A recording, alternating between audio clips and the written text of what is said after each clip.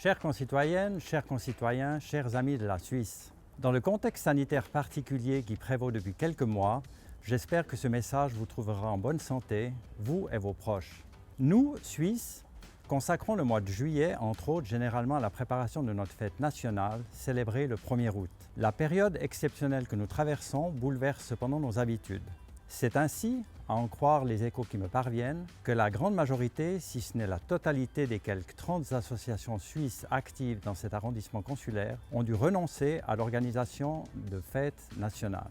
Face à cette situation, le Consulat général a mis sur pied un programme alternatif que nous partageons volontiers avec vous aujourd'hui. Petit clin d'œil à la devise traditionnelle de la Suisse, cette contribution devrait vous permettre de fêter le 1er août, à distance certes, mais en toute quiétude, où que vous soyez, et je l'espère, en dégustant une bonne raclette ou en grillant un cervelas.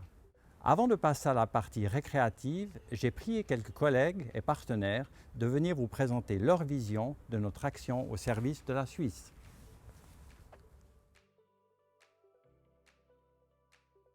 Comme moi, quelques 1500 jeunes concitoyennes et concitoyens, domiciliés en Auvergne-Rhône-Alpes et en Bourgogne-Franche-Comté, atteignent cette année leur majorité au sens de la législation suisse. Je suis très honorée d'être la représentante de la jeunesse à cette célébration de la fête nationale. En tant que jeune adulte, j'ai le devoir de m'inscrire personnellement au registre des Suisses de l'étranger. Je l'ai fait dès la réception du formulaire adressé par le consulat de Lyon lors de mon 18e anniversaire.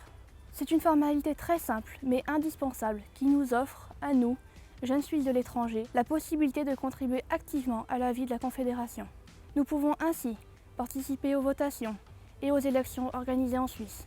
Mais s'inscrire en tant que jeune citoyenne, jeune citoyen, marque également notre attachement à la patrie et confirme notre souhait d'arborer fièrement notre passeport à croix blanche. J'invite tous les jeunes de l'arrondissement consulaire et leurs parents à veiller au bon respect de cette obligation citoyenne. De plus amples informations sur les jeunes et sur la Suisse sont publiées sur le site internet du DFAE, dont l'adresse s'affiche actuellement sur votre écran.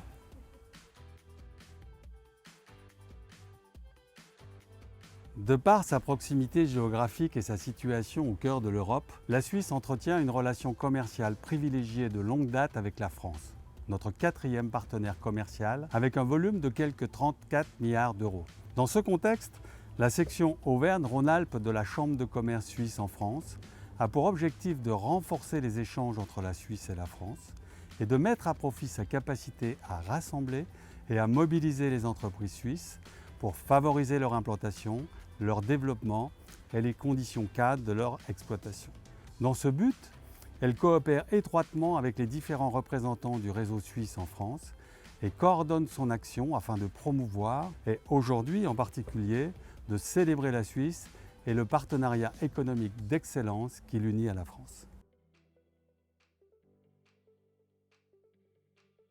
En Bourgogne-Franche-Comté, les exemples de coopération liés à l'excellence des échanges entre nos deux pays ne manquent pas au fil des décennies passées. L'exemple de l'industrie horlogère en Franche-Comté, créée par le Genevois Laurent Mégevant en 1793, souffle toujours sur la région grâce à la formation des horlogers au lycée Edgar Faure à Morteau. 1975, l'avènement du jumelage Neuchâtel-Besançon. Depuis 45 ans, une amitié dans les domaines académiques, culturels, de la jeunesse et du tourisme favorise une fraternité par-dessus la frontière. Également témoin au quotidien du fort potentiel et de la pluralité des échanges entre la France et la Suisse, le consulat honoraire d'Annecy, comme celui de Besançon d'ailleurs, a cette noble tâche d'être l'avant-garde de ces relations, tout en étant votre lien et votre aide de proximité. À cet égard, j'espère que la période exceptionnelle que nous traversons renforcera la prise de conscience de cette richesse et de cette solidarité dans nos régions transfrontalières, si particulières comme animées d'une alliance perpétuelle. La culture revêt une importance particulière pour la société et l'économie suisse. Outil de communication avéré, elle contribue à la diversification de nos intenses relations avec la France.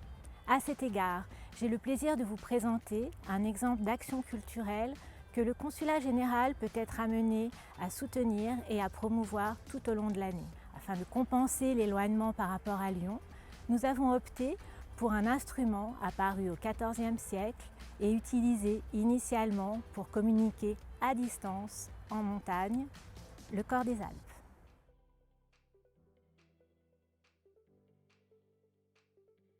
Réunis dans les jardins de la résidence de la Confédération, respectivement autour d'un magnifique corps des Alpes, l'équipe du Consulat général, les partenaires de la promotion des intérêts de la Suisse en Auvergne-Rhône-Alpes et en Bourgogne-Franche-Comté, de même que mon épouse, se joignent à moi pour vous souhaiter une belle journée de célébration de notre fête nationale. Bon concert, prenez soin de vous et de vos proches.